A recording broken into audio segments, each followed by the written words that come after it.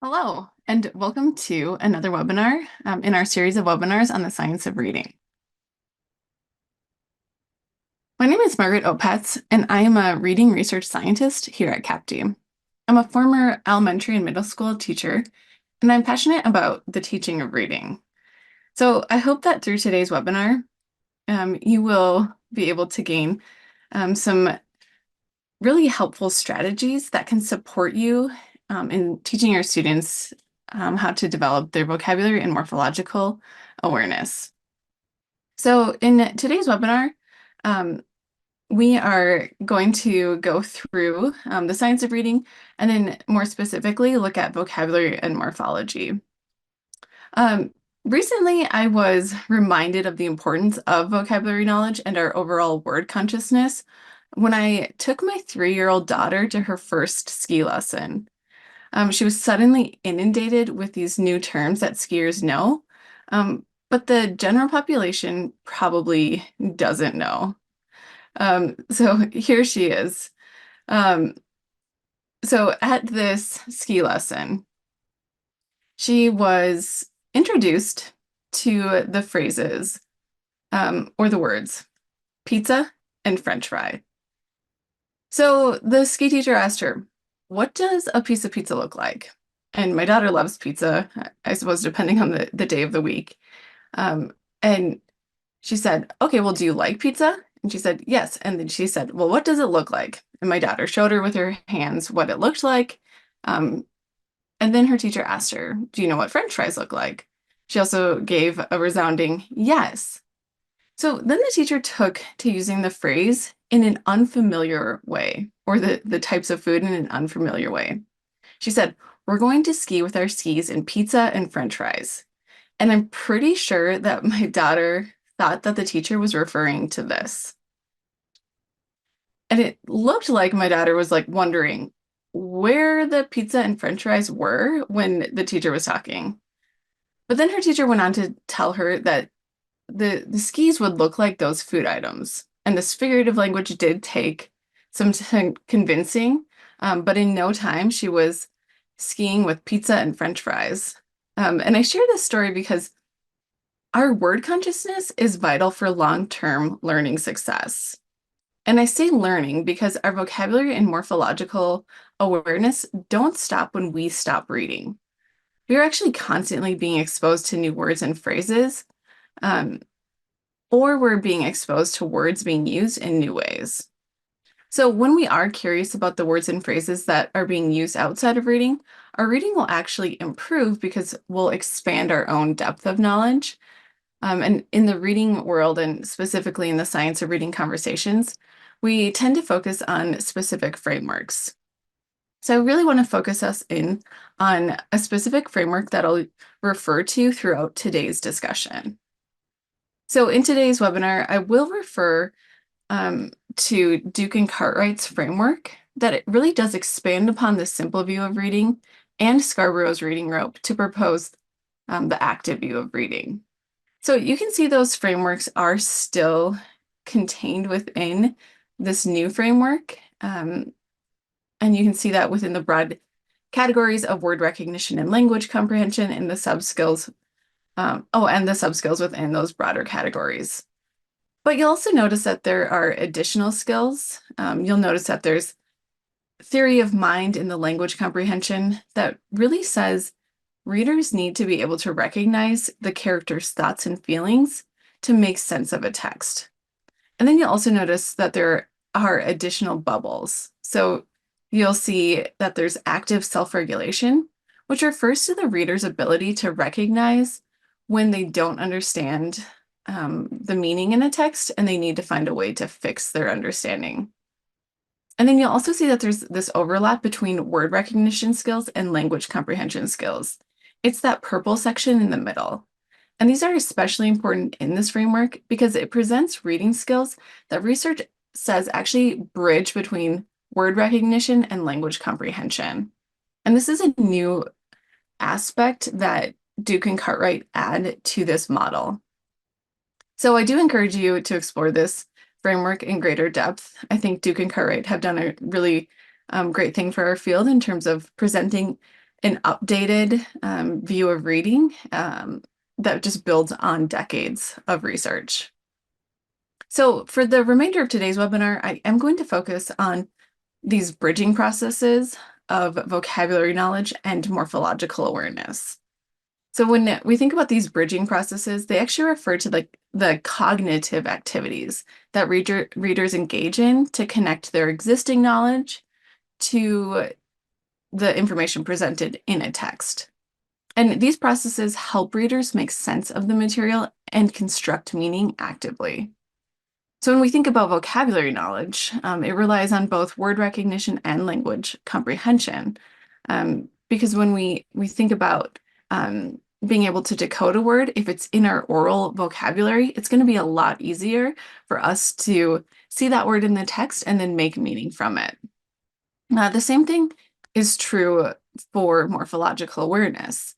Our understanding of morphemes bridges between word recognition and language comprehension. As we are able to read the word, then we can comprehend it. And as we are able to identify the various morphemes within words, then we'll be able to comprehend those better as well. So that's really the framework that I rely on in terms of really saying building vocabulary and building morphological awareness are these very active processes that require students to become conscious of the various words within English. So now let's go ahead and take a deeper look at vocabulary.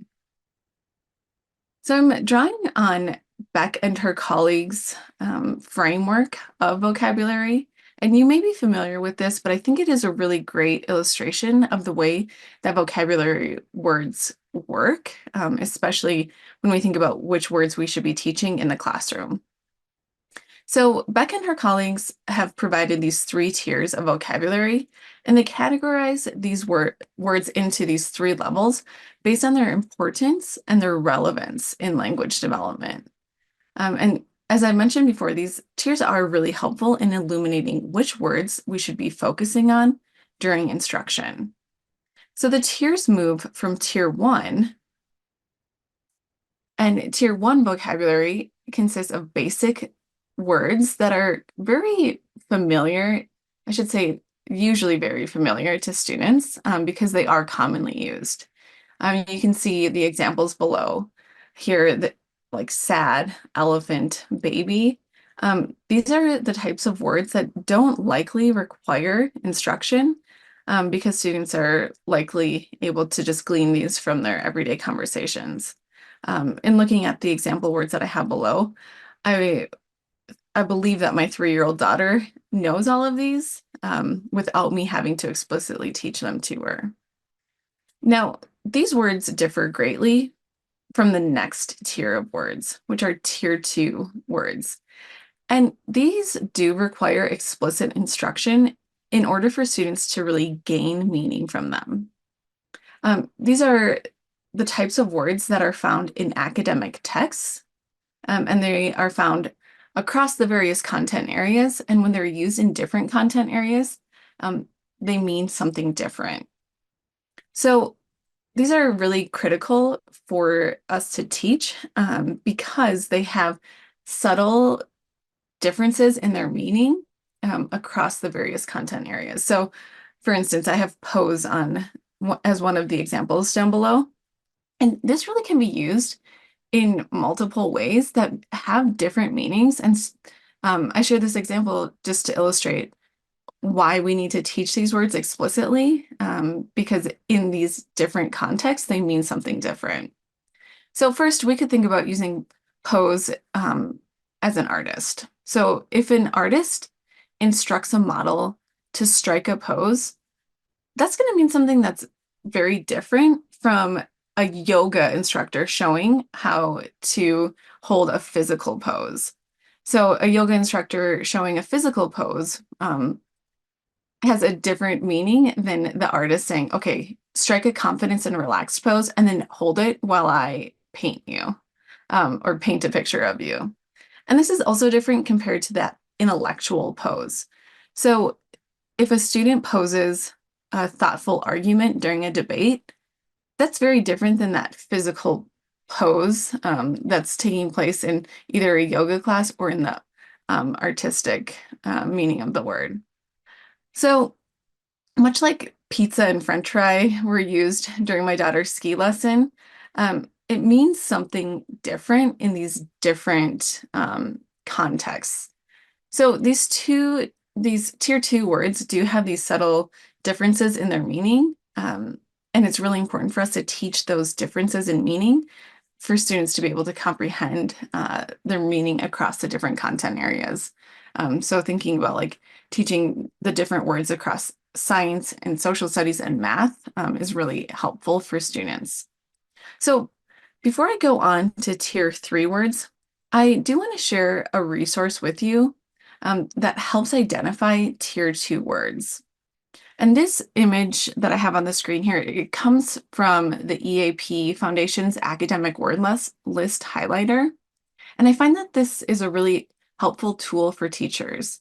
So in my own dissertation research, I investigated pre-service teachers' ability to identify various features of academic language. And I found that identifying tier two words was nearly impossible for pre-service teachers. And I would argue that it's likely difficult for practicing teachers as well. I know from my own experience when I was a new teacher, a literacy coach just handed me a book by Marzano and said, "This is how you should teach vocabulary." But it didn't necessarily give me the exact words that I needed to teach, given the texts that I was also expected to use. So I share this resource because I think it can be helpful in identifying the tier two words that students really do need instruction in to gain full access to comprehending the various words.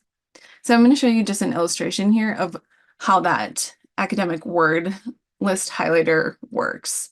So you can take any text and input it into the academic word list highlighter. And then once you click submit, the highlighter will show you which words are tier two words. So these are the words that we should be teaching. We should definitely take notice of these words if they're in our text, and then do some explicit instruction with these various words. One thing that is also nice here is at the bottom, you have this sublist breakdown. So each of the words is given a sublist or comes from a sublist. And the way that the sublists work is sublist 1 is more frequent than sublist 10. So you definitely want to think about if the words are frequently used, students really do need to know their meaning.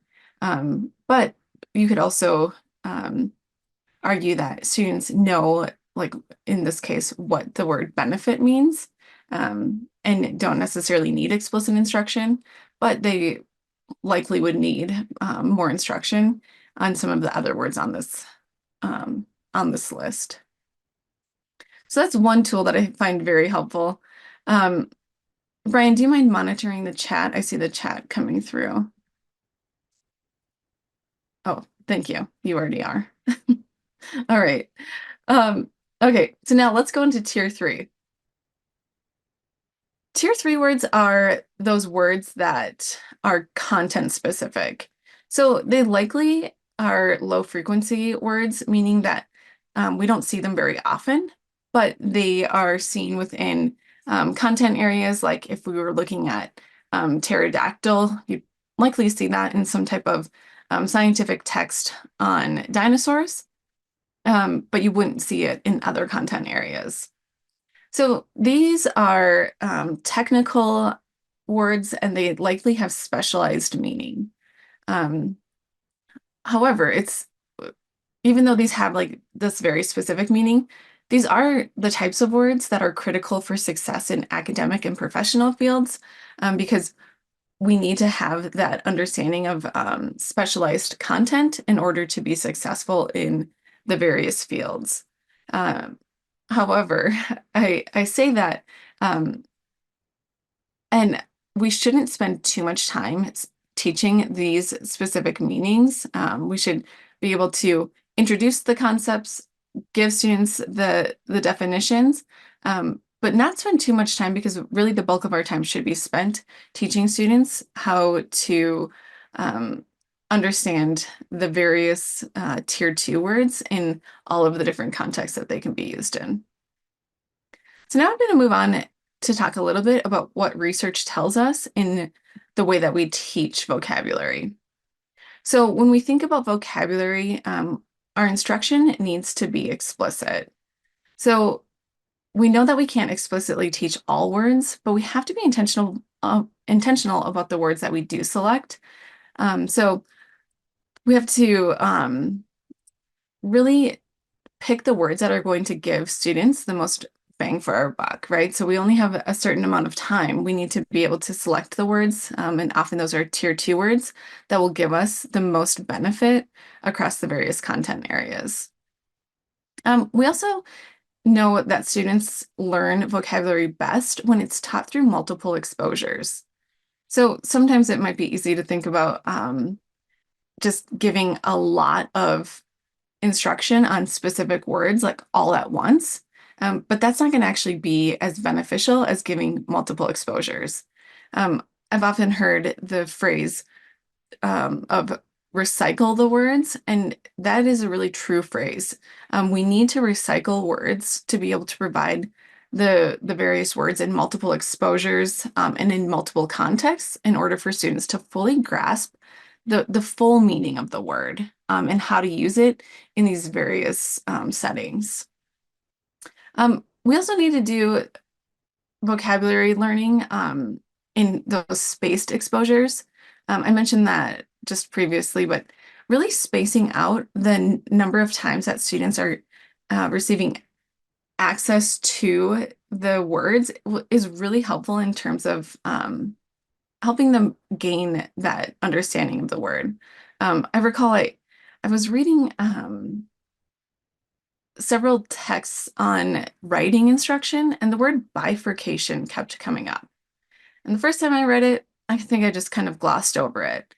And then because I kept seeing it, it started to make me curious about like, okay, what does that actually like fully mean? And I could break it down by its morphemes, but it wasn't until I saw it multiple times that I started to kind of figure out, okay, bifurcation, okay, that means like it's a breaking apart of like two ways of thinking. It's also very common in government where we have like this two-party system, and there was a bifurcation that occurred to break it apart into these two parties. But I share that example because it wasn't until I like started to see it again and again that I became kind of curious about that word. And if I had only seen it once, or maybe I saw it one time, but I saw it in a lot of different ways just that one time, I may not have gained meaning from that word. So really spacing out exposures is important. That next bullet there, vocabulary learning requires multiple contexts. I've definitely covered that, but it is just so critical for us to be able to teach students the meanings of words in various contexts. So what does it mean when I use it in math? Or what does it mean when I use it in social studies? Those different contexts will be very helpful in terms of students being able to grasp the full meaning of a word. And then I think this last bullet is probably the most important one. Vocabulary learning does require a supportive learning environment. So that means that students in a supportive learning environment, they can make mistakes. We really want to think about how we can foster word consciousness so that students really love learning about words and language.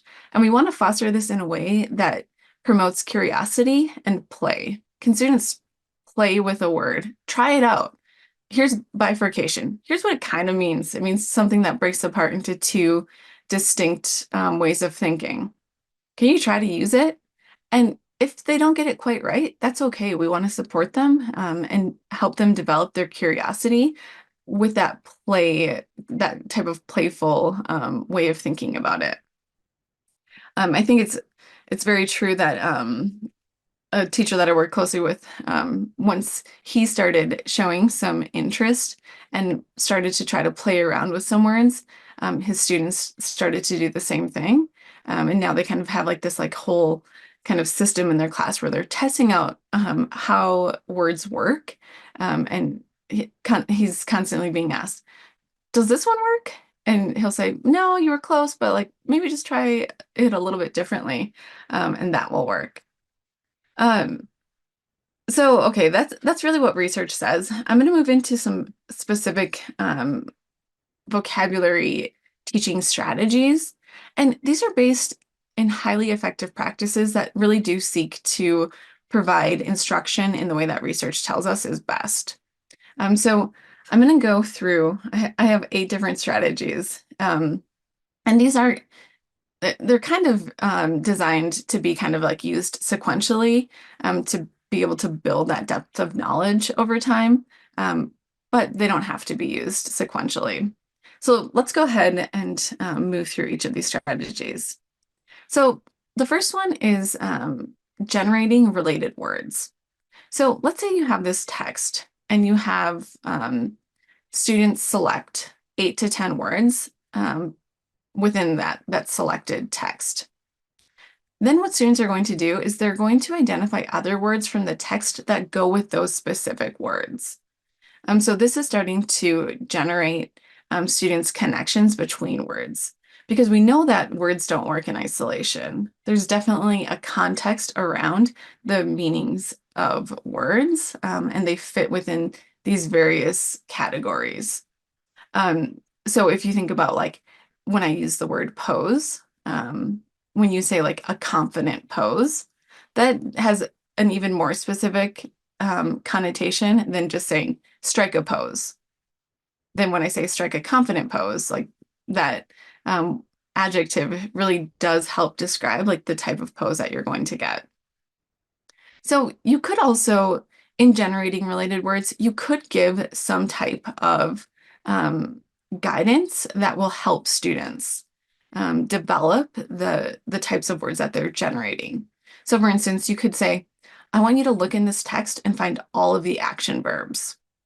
This is helping to foster word consciousness because they're looking for those words that really show those actions. And you could help them by finding some of those action verbs first. Like maybe if it's a text about like playing at recess, you might find something like running or climbing. And then you can have students find all of those other types of action verbs.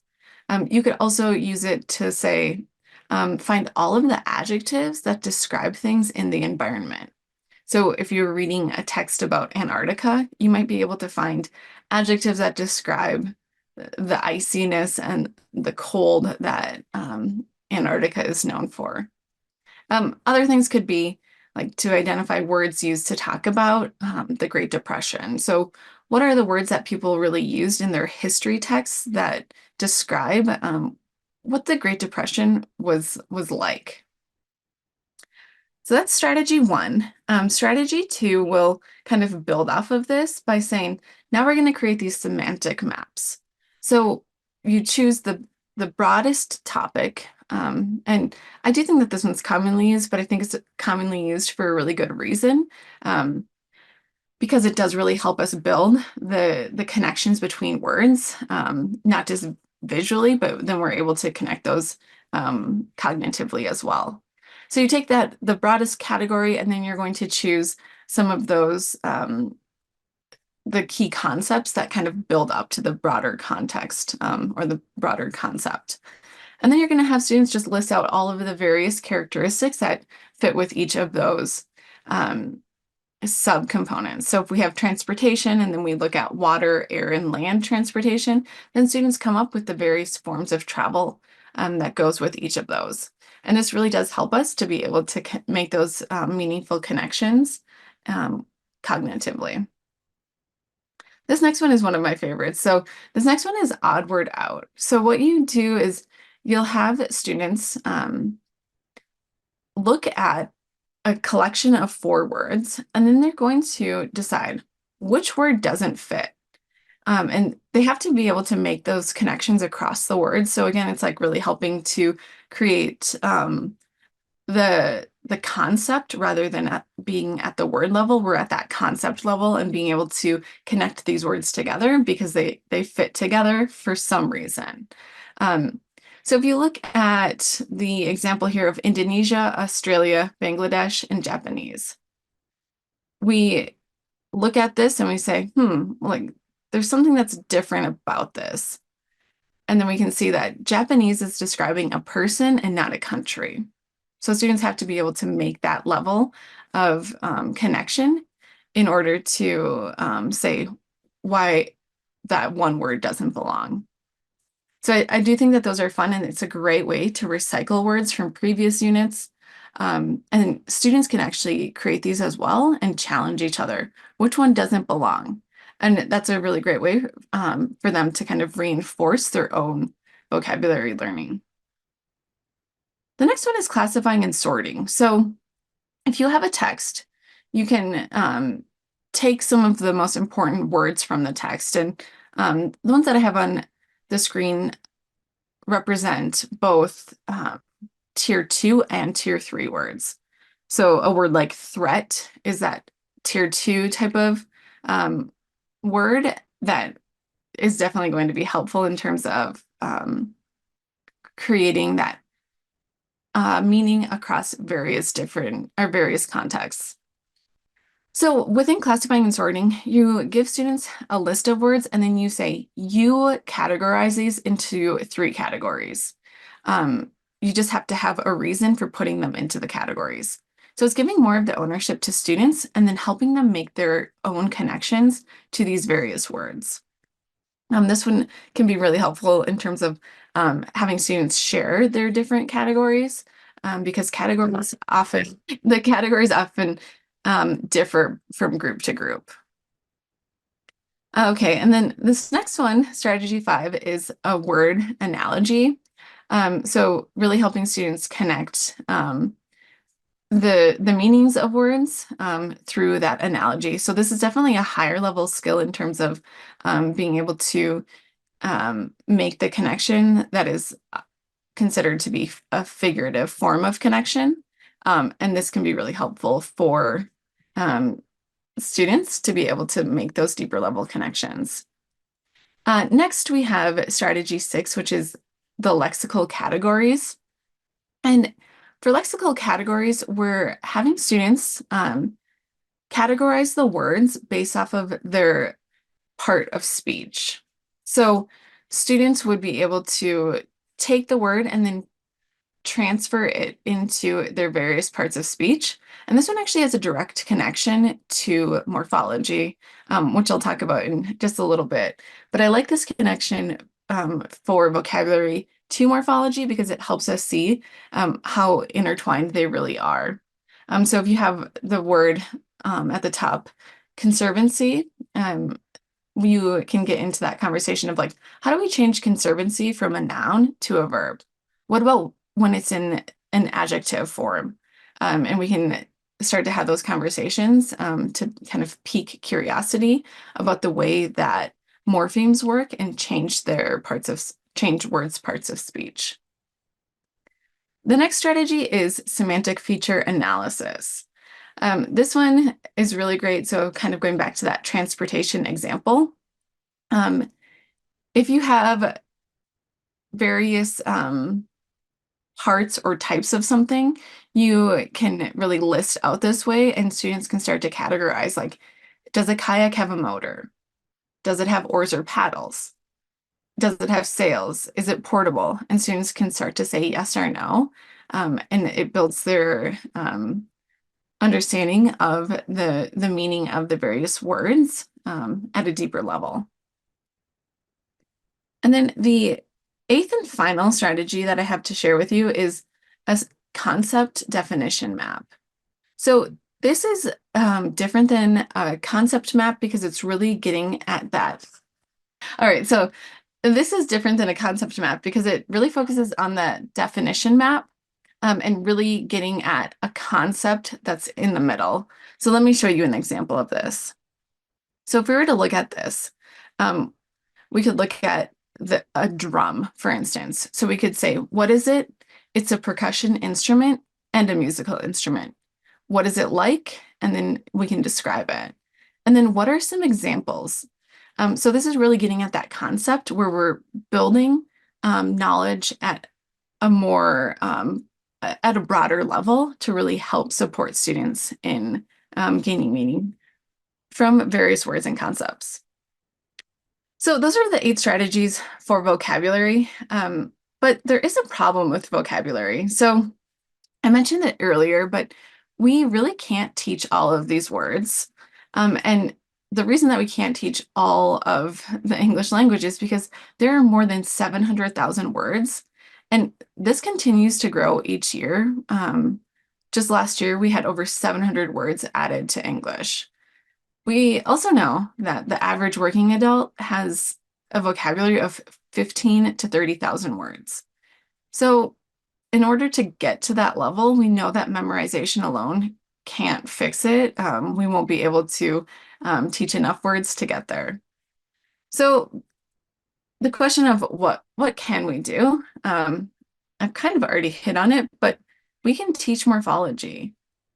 So in thinking about teaching morphology, it's important to note that English is a morphophonemic language. So if this word's new to you, I'm going to break it down by its 2 parts. So that means that the alphabet or the spelling system in English represents both meaning and it represents sound. So this is important because we actually have so many morphemes that come together within English that we can help students make sense or meaning of more and more words based off of our instruction in morphology. So when we teach morphology, what we're really doing is we're expanding students' morphological awareness. And when we talk about morphological awareness, that's really knowing the meaning of morphemes. And this is important because it enhances reading, vocabulary, and spelling. So when we think about morphology, what we're really talking about is simply the study of those word parts or morphemes. And just in case you're unfamiliar with the meanings of these, a morpheme is the smallest unit of language that can carry meaning. So words can be morphemes, but not all morphemes are words. So for instance, in the word remake, there are 2 morphemes. We have re and make. And when we look at re, it is a morpheme that means again, but this one is not a word. However, make is a morpheme and it means to form, and this one can stand alone, so it is a word. The good news about morphology, oh, I'm sorry about that one. Let me go to the next slide. The good news about morphology is that 60% of morphemes, or sorry, 60% of the words that students confront can actually be broken down into morphemes by looking at their prefixes and suffixes and the base words. So then on this slide, I have the most common prefixes and suffixes that students encounter in texts. And something that's great about this is that these 9 prefixes on the left side of the chart, they make up 76% of all prefixed words. And then these 6 suffixes on the right make up 80% of all suffixed words. So just teaching this small set of prefixes and suffixes will go a long way in helping students to be successful with their comprehension of unfamiliar words. So when we think about teaching morphology, there's a couple things that I would like to recommend.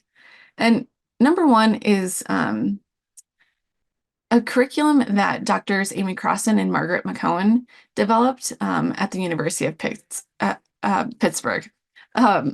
This one is called Robust Academic Vocabulary Encounters, or RAVE. It was initially designed to really support English learners, specifically emergent bilinguals, Spanish and English emergent bilinguals.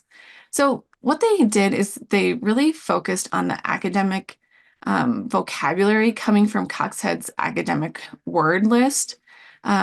And Coxhead's academic word list is that same, um, the word highlighter that I showed, um, that draws on the same academic words. So they designed their entire intervention to really focus on those tier two words. And then they gave some explicit instruction to focus on the root, give student-friendly definitions, and then read those various vocabulary words in multiple contexts. So I'm going to show you a couple examples of that, of what it kind of looks like within their curriculum. You can get their curriculum on their website. You can find their contact information and find some more information if you look at robust academic vocabulary encounters. So first, they give a word, and in this case, it's integral. And then what they're going to do is give a friendly definition. So they break it down for the student, and then they go into morphology, saying what the root is and then what that root means. And then what they're going to do, and you can see that this is really following that pattern of what research says is the best practice in terms of helping students gain meaning from various words. They're going to give it in multiple contexts and recycle that word again and again. So they give integral in context one of the ocean and then in another context. And then they even give it in various other contexts. This shows an example of the recycling of the words across a unit. But what they're really helping students do is gain multiple exposures to words in different ways, in different contexts. So then the next tool that I'd like to share is the mini matrix maker. And this comes, you can see the website down at the bottom. This comes from Neil Ramsden, and what it does is it helps us break down words into the various prefixes and suffixes that come and change the meaning of the word. So it gives you that root at the middle there. So MIGR means move. And then you can see the various words that you could actually create if you take the prefix, the base, and then the suffix. You can see here's another one. So struct has a lot more prefixes and suffixes that you could use to change the meaning of the word. So you can encourage students, come up with as many words as possible. And then in developing their word consciousness, you could really play around with it and say, well, does this one work? And you can see if the various combinations that come together, if they work for students. So I mentioned working closely with the teacher before. Here's an example from his classroom. He is encouraging students to come up with the meaning of these various roots and prefixes and suffixes. So they come up with all of the meanings, and then they're actually generating different words based off of the roots and prefixes and suffixes and their meaning.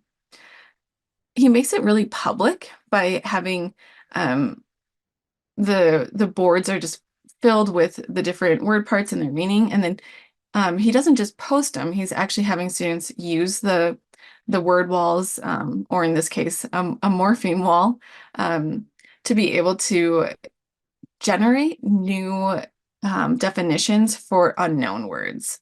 So if they find a word that has one of the roots in it, they're going to the wall and saying, okay, I have this word, I'm gonna find it. Okay, this word starts with anti. Okay, let me find it on the word wall. Okay, that means against. And then they're trying it out in these various ways, and he's encouraging that type of play. So I've kind of talked about this a lot, but just like thinking about how we bring these two together, it's really we bring vocabulary morphology together by building word consciousness. So this occurs in that really playful manner. So as you're talking, if you're calling attention to new words and then relating them to known words, that's going to be really helpful for students. Or you can tell students stories that feature new words, and then help them connect it to their own lives.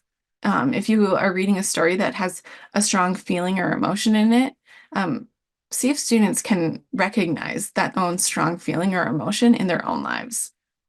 And then really helping students make those associations will be really helpful. So can you point out similarities and differences? Maybe it's a similarity between the way that they're spelled, or maybe it's a similarity between the meaning of the word. So it's like a synonym, or maybe like a loosely related synonym, not quite the same.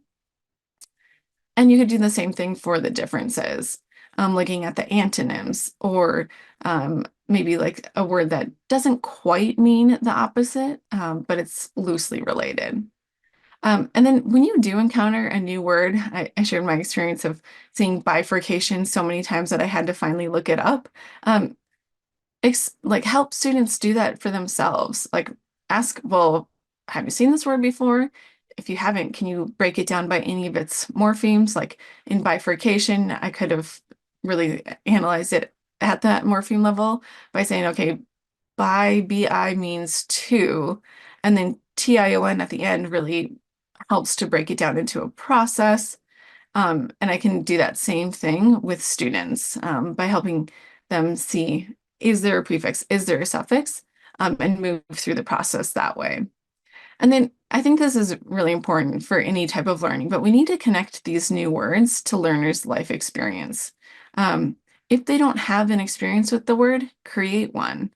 Um, I'll share a couple examples on the next slides, but really being able to help kind of translate students' known language into maybe like that next tier of vocabulary is really helpful in expanding their vocabulary. And then we should celebrate efforts. Make it such a supportive space where students are constantly trying to test out a new word. Even if they don't get it, it's like their progress is better than perfection, and that will really help carry them a long ways.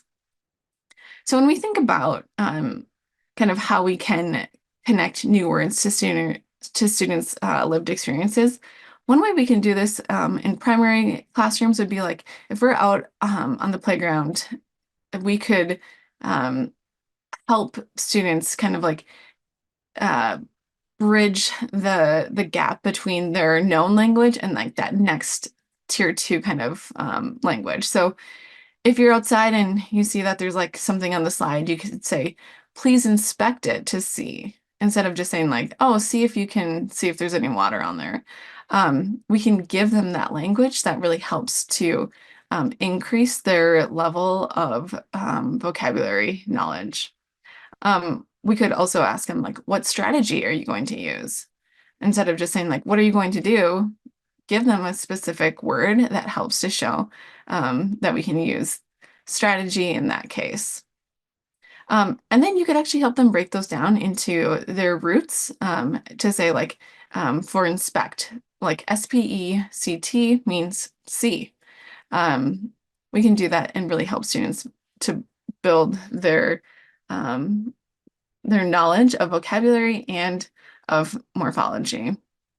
And thinking about like if we were in an intermediate classroom, we can think about using even higher level tier two words. So there are resources that break down that tier two academic word list into grade levels.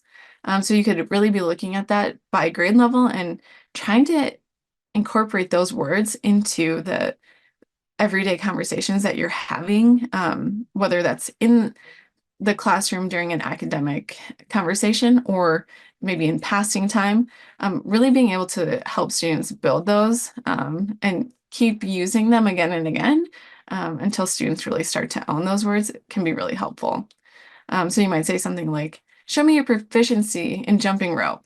And they're like, proficiency? And you're saying like, yeah, like how good are you at it? Or you could talk about like regulating the number of students on the soccer field and like what that means, or differentiating between the different types of swings on the playground or the different types of balls. If you're playing like outside, maybe you have a soccer ball versus a baseball. Um, and giving them just more context. So we can actually help students like have these lived experiences by creating them with them at school, and yeah, being able to support them in making meaning of these higher level tier two words.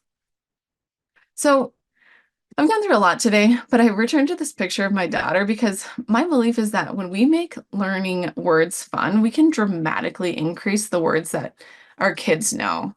So I shared that instance of her learning how to ski pizza and French fry style. Um, and soon we'll be able to start talking to her about snow plowing or parallel skiing as she starts to use that more technical language. And this will actually open the door to conversations on what it means to be parallel. So once she understands parallel, I can then start to teach her other words like aligned, perpendicular, intersecting. All of these more academic, robust words. But I think you get the point. Once we can really like give students the um, foundation and then continue to build from that foundation, we're really going to be able to help them expand their vocabulary and morphological awareness. Um, so I think really developing word consciousness will help students expand their vocabulary and morphological awareness. And this will also dramatically increase their reading comprehension. We do know that there is that direct connection between vocabulary knowledge and comprehension. So the bigger your vocabulary knowledge is, the stronger your comprehension typically is. So by making it fun and expanding their word consciousness, we'll really be able to support them in their long-term academic success. So I do want to say thank you for attending today. I hope that you've gained some resources that you can take back to your classroom. And if you have any questions or comments, please don't hesitate to reach out. So I will open our time now for questions.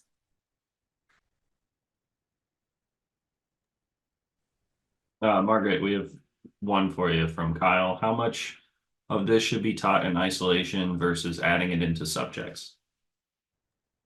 Great question, Kyle. I think that it should all be within the subject areas. So giving it definitely within some context.